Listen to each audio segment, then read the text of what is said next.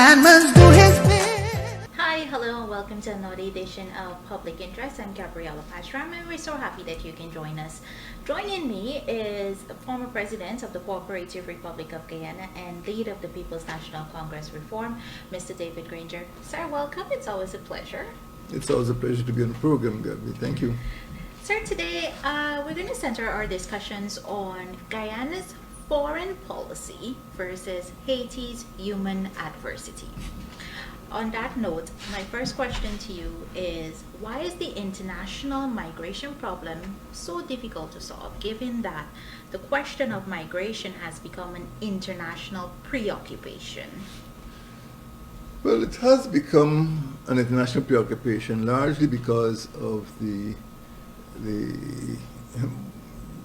what do we call the practice of empire building over hundreds of years.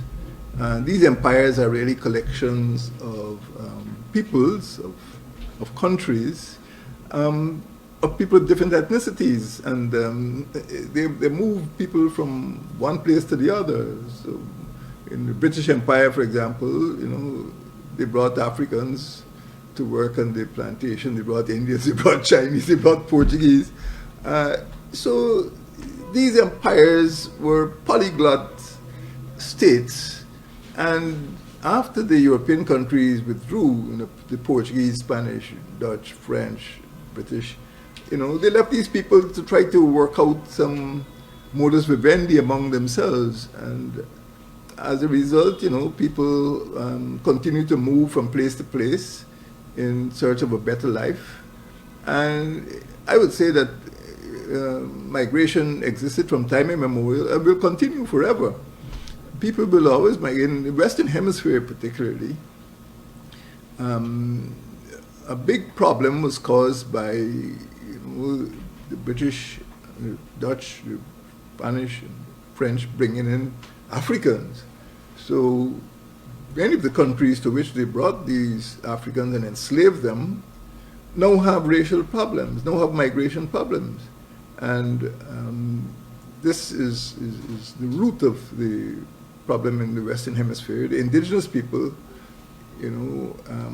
had to play involuntary host to people of different ethnicities. Most of the people now living in the Western Hemisphere are migrants. So migration is almost, I would say, part and parcel of European imperialism. Haiti particularly, which is the subject of today's discussion, was at one stage the richest French colony, the richest colony in the world. And the French, in order to maximize their profits, continued to bring large numbers of Africans, and they treated them very cruelly.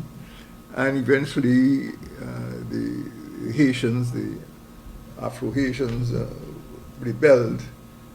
And because it was the most successful slave revolt in the Western Hemisphere, it became an object of horror to the imperial countries, to France, Spain, and Britain, which all invaded Haiti. Haiti had a most cruel, entry into independence. But these European empires did not want Haiti to succeed. It did not want to set an example to the other countries. America had African slaves. Many of the Latin Americans had African, the Caribbean had African slaves.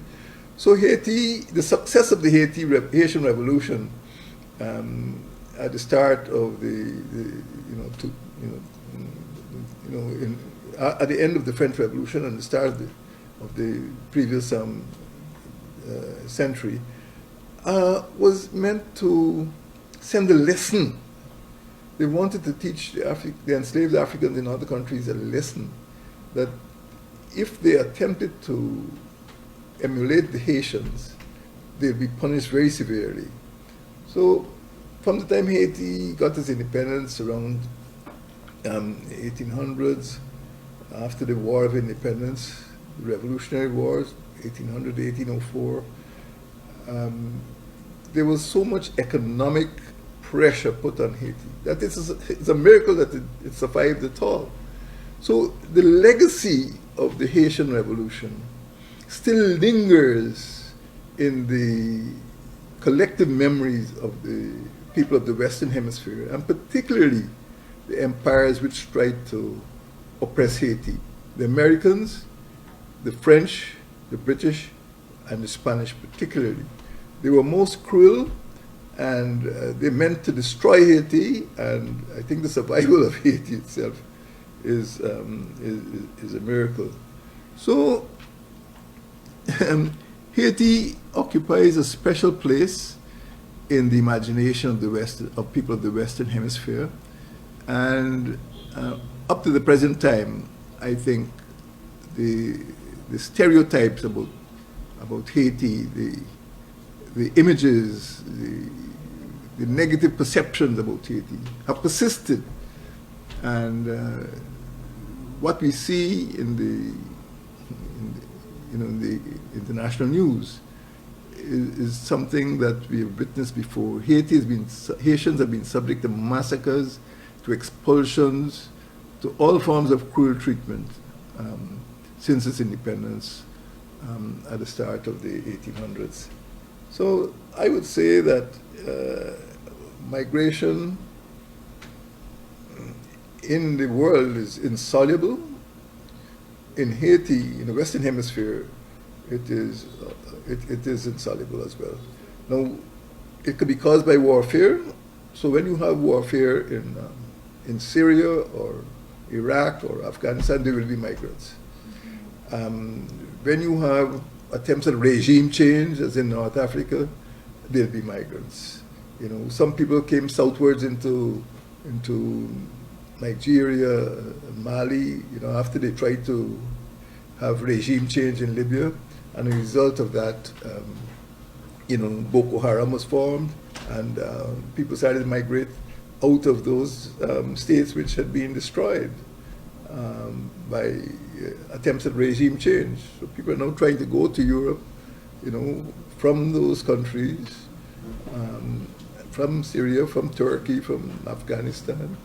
So migration is going to be with us for a very, very long time, and we have to plan not to eradicate migration, but to live it and manage it properly. Sir, on that same note, and like you mentioned a few moments ago, you say migration happens on every continent. People migrate for betterment, and so forth. But Haitian migration seems to be a lot of contention with it. Why is there, or what is responsible for official opposition to Haitian migrants? Well, as I said, migration takes place everywhere. Right. From Bangladesh in Asia, in Europe, people try to get into Europe, in the Americas, in Africa. But the Western Hemisphere specifically has been the target or the object of the transatlantic trade in captive Africans, for nearly 4 centuries. And particularly in Haiti, which I said at one time was the most prosperous sugar colony in the world, that has been the object of hatred over the years. So the policies against Haiti have been institutionalized because many of the countries which harbor the greatest antipathy were themselves slave-owning plantocracies. The southern state of America, Georgia, and Louisiana and so on.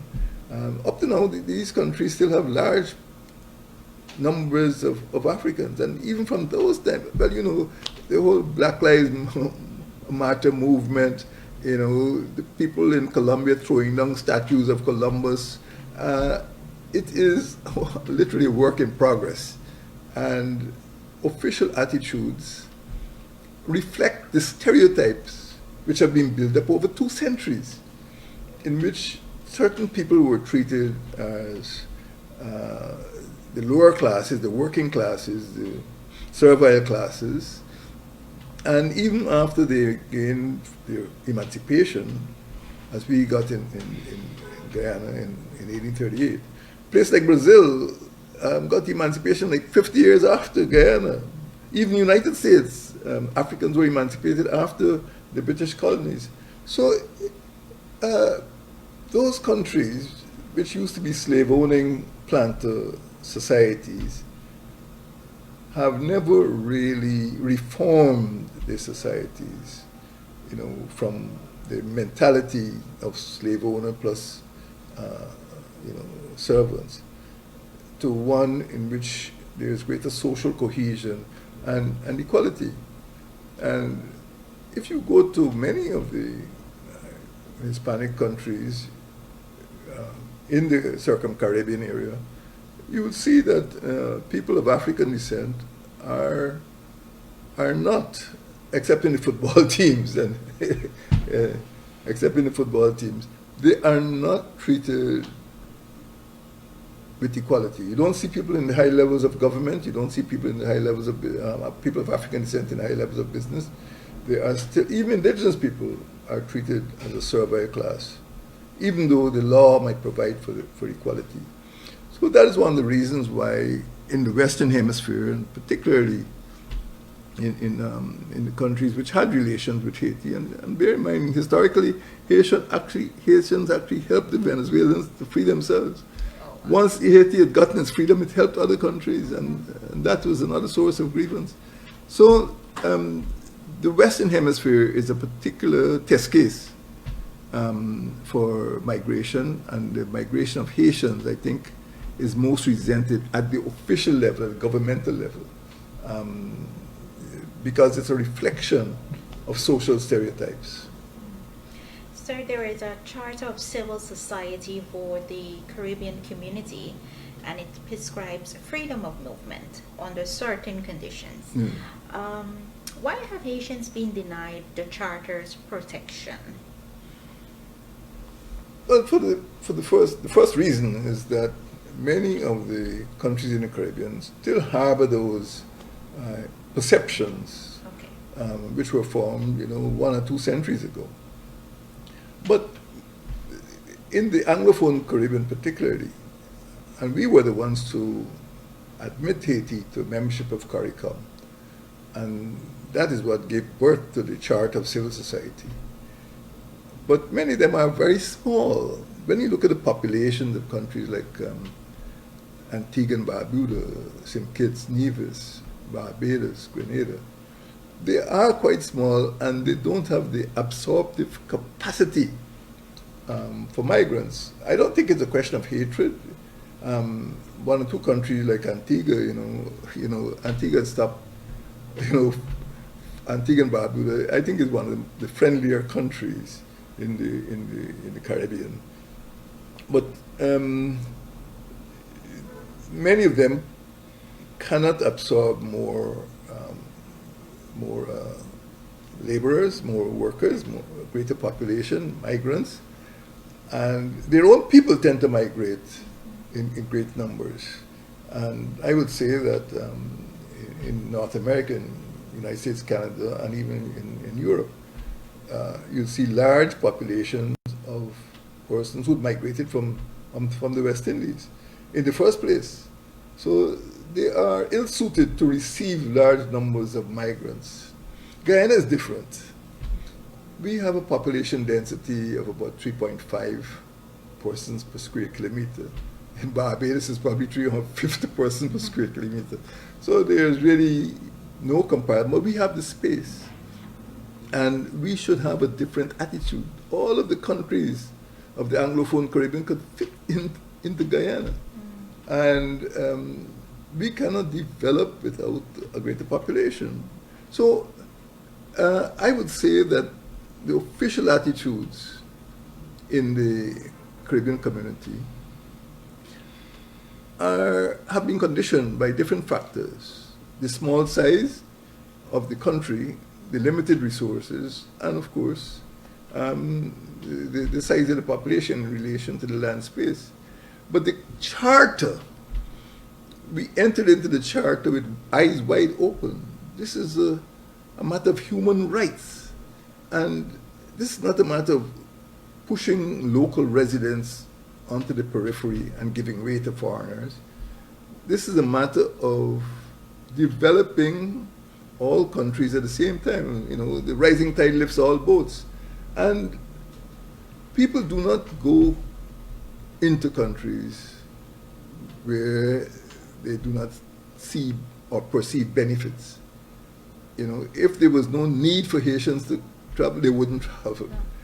If they were happy in their own home, they wouldn't travel. So the whole concept of free movement of labor, which is guaranteed under the Caribbean, is meant to lift all countries. But unfortunately, it has become an instrument of xenophobia, in which some of the independent states are behaving like the colonial states in trying to, you know, impose unfair prejudices and measures against, you know, dark-skinned people. So I believe in the Charter. I believe it's a good thing, and I believe there should be free movement. Most of the people in Guyana are descended from migrants, and I believe that is the future of Guyana, and we should encourage migration rather than try to prevent it. When you compare Guyana with, you know, the population of Guyana, with, you know, people are coming from Venezuela, you know, Brazil, Cuba. The Haitians constitute a fraction of those of people from those countries. Many Haitians don't want to stay in Guyana. They want to go to a French-speaking country like Guyana, you know, Cayenne, or they want to go to other countries in South America, but many don't want to stay in Guyana. So I can't understand the attitude, defying the Caribbean, the Charter. You know, no point looking for ways and means to avoid what the Charter calls for. You know, we knew what we were doing, and if we believe in free movement of capital, free movement of labor, let us abide by the spirit of the Charter. Don't let us pick and choose, you know, oh, it's good for election but not good for this, it's good for one thing but not the other. I believe the Charter, I believe, you know, is a good foundation for the social development of the Caribbean states. And I believe that, you know, resistance to that Charter should be dropped. And I deeply regret what Guyana did a couple of months ago in imposing visa restrictions. We have visa restrictions, we have a visa exemption from so many countries. You know, it is really a travesty that we should impose visa restrictions on other Caribbean people like ourselves. Sir, on that same note, the visa restriction, imposed visa entry requirements for Haitian, this administration did that a couple of months ago. Sir, what was the motivation, or what is the PPP's administration motivation for this imposition? I can only assume, well, I'm not a member of the PPP, I don't know what motivates them at all. But I can only assume that they are victims of the same stereotypes that some other countries have displayed, other Latin American countries. And it's difficult to escape the conclusion that these are black-skinned people. And, you know, as I said, you know, for the last 200 years, you know, people have resented and resisted Haitians because they were able to free themselves by force of arms. And the planters, you know, probably embedded that fear of servile revolt, of slave revolt, you know, in the population, that maybe PPP inherited those stereotypes. But there is also a myth that these people are PNC supporters. And some people might believe that because Haitians come in, that, you know, well, I've read it in some places, I don't know how true it is, that the PNC was the party to which I belong, was interested in bringing Haitians here because they would vote for the PNC. I don't think that was, certainly it was not motivation on the part of the PNC, and I don't know if there are people in the PPP who believe that nonsense, but the evidence has shown that many of the Haitians are not interested in staying, they're interested in going somewhere else. And as far as I see it, you know, there's no question about political loyalty. There are many Indians who are part of the PNC, there are many Africans who are part of the PPP. So we should not stereotype migrants and assume that because of their ethnicity, they'll vote for a political party. And I think that is a wrong assumption. But I believe it might be an assumption that has driven the intention and the policy of some politicians. I think it's really sad that people should resist migration because they feel that on the grounds of their ethnicity they would support one political party or another. These are people who are suffering from economic and deprivation, environmental disaster, political instability. These are people who have humanitarian needs. And it's a question of humanity versus adversity. It is not a question of coming here to vote to the PNC. I think that's really absurd. So I think the PPP should really rethink their foreign policy and particularly rethink the attitude to Haitian migrants. Mr. Granger, how have interstate relations affected Haitian migration? I was reading that Haiti shares the island of Santo Domingo with the Dominican Republic. Yes, it is really you know, there's a saying that they've said often before, you can choose your friends, but you can't choose your neighbors. And it just so happened that, you know, mostly Spanish-speaking Dominican Republic and the French-speaking, I think there are more people in Haiti who speak Creole, not French anymore. I don't think what they speak is recognized as French. But officially it's a French-speaking republic. But there is a legacy of warfare, of massacres. I think under President Trujillo of the Dominican Republic, you know, thousands of Haitians were massacred some years ago. There are expulsions, and because of this history of warfare over the last 200 years. In fact, at one time, Haiti actually conquered most of what is now the Dominican Republic. So it is a deep-seated hatred, and now that we've come into the modern times, you know, the Dominican Republic has taken to denying citizenship rights to persons who do not have the correct documentation. Unfortunately, these are not Haitians, they're black-skinned people. And on one occasion, the Dominican Republic actually accidentally expelled Nigerians because they were black, thinking that they were Haitians. You know, it's so absurd, it's silly. What has happened that maybe some Haitians went over to work in years gone by and they intermarried with the Dominican people. Some were mulatto, some were white, and now they're Spanish speaking. They sing Spanish songs, they play guitars, you know, but they never lived in Haiti, you know. They're not Haitians, but they don't have the birth certificate, the residential and other papers, and they were expelled. There's no way to go back to because they didn't come from anywhere. They are Dominicans.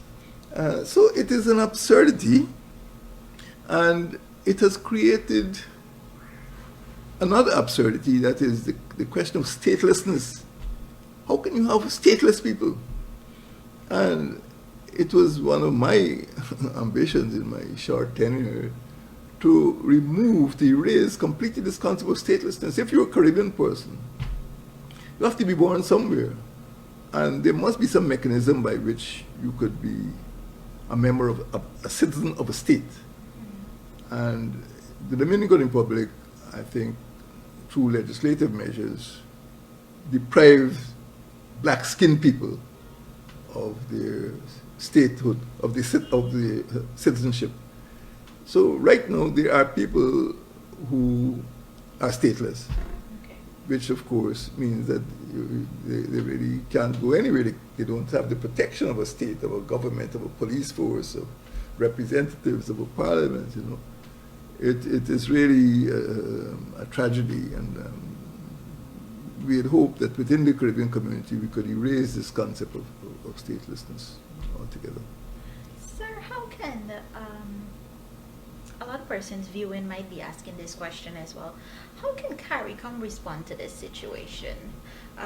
In Haiti, there is extreme economic and environmental adversity in the country. How can CARICOM respond to this situation, or the Haitian migration problem, if we want to call it that? Haitian migration, as you point out, has been driven by adversity. Yeah. I think that of all of the CARICOM states, you know, Haiti probably was most seriously affected by hurricanes and earthquakes, sometimes twice in 1 year.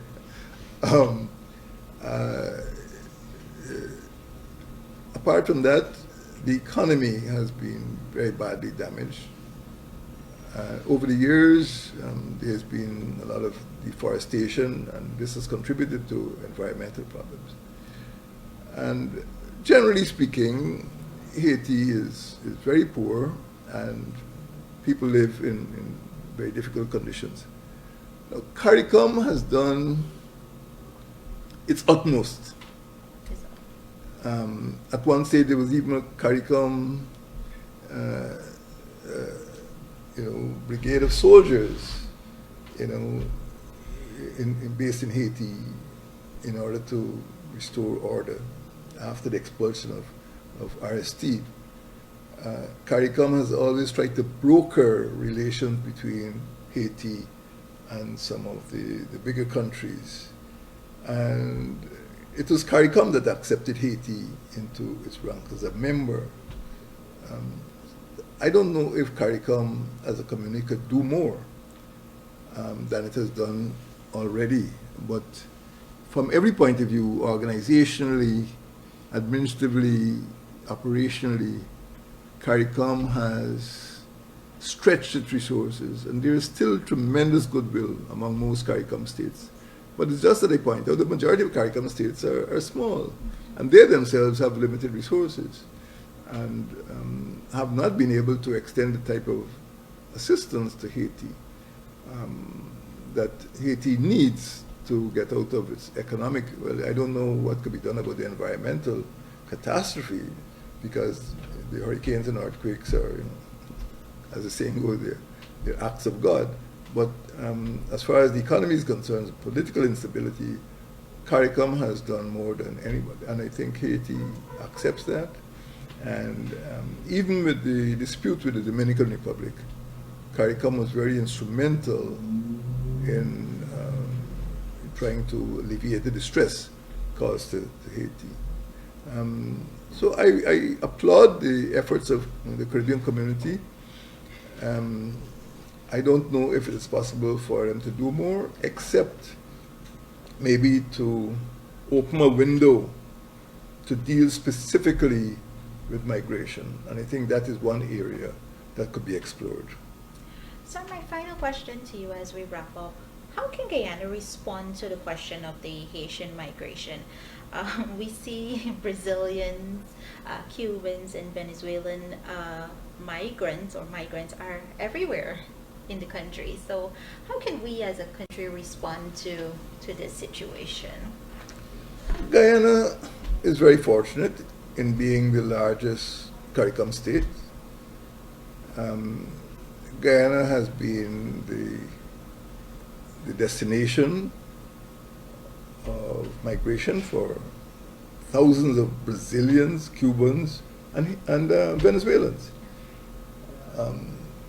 I don't think that anybody can say that with any truthfulness that some of the offenses for which people of other nationalities have been brought before the law, you know, I mean, I think when you hear about trafficking in persons, you don't think, I'm talking about, prostitution, girls in the bars and so on. These are not Haitian women, you know. Many pictures you see with Haitian, they are family groups. They are mothers and fathers and children, sometimes pregnant women. But the persons who are making the headline news, you know, at the various restaurants and bars and street walkers are not Haitians, you know. And I don't know if there has been any group of women who have been rounded up, you know, as having been trafficked from the bars and restaurants of Georgetown and other entertainment places. But what we have seen is that Haitians tend to move in socially coherent and organized groups. And I would say that when I entered office in 2015, one of the first departments to be created was the Department of Citizenship, because I knew that even at that time, 6 years ago, migration was an issue and the question of citizenship would arise. And under my coalition government, my Department of Citizenship was able to manage, in conjunction with the IMO and other organized civil society, the question of migration. There are over 30,000 Venezuelans in this country. We probably have a similar number of Brazilians. People come, you know, as migrants, but at the same time, Haitians are being treated differently. I would say that we have, it was my conception at a time of very severe environmental catastrophe in the Caribbean, to create a zone and encourage settlement. Guyana's economy cannot grow without population growth. With a population of 750,000, we could easily accommodate, we can easily provide work, we can easily provide space for 3 times our population, maybe 2 or 3 million people. And I would say that Guyana could advance the notion through a foreign policy of creating more than a safety valve, creating a settlement for persons of Haitian descent to live and work and develop, open farms, open businesses. I have met Haitians in Chile, I've met Haitians all over the world. One Haitian woman actually became Governor General of Canada. These are not people who are without talents, without skills, without a sense of industry and integrity. And I think we could do more to relieve this question of Haitian immigration. I deeply regret the attitude of the government of Guyana towards persons of Haitian descent.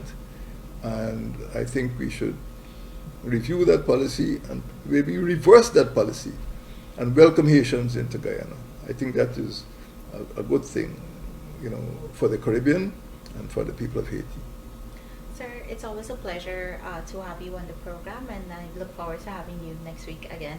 And to our viewers, we say thank you very much for joining us. I'm Gabriela Patram, and on behalf of all of us here at Public Interest, as usual, we do encourage you to follow all COVID-19 protocols. Goodbye.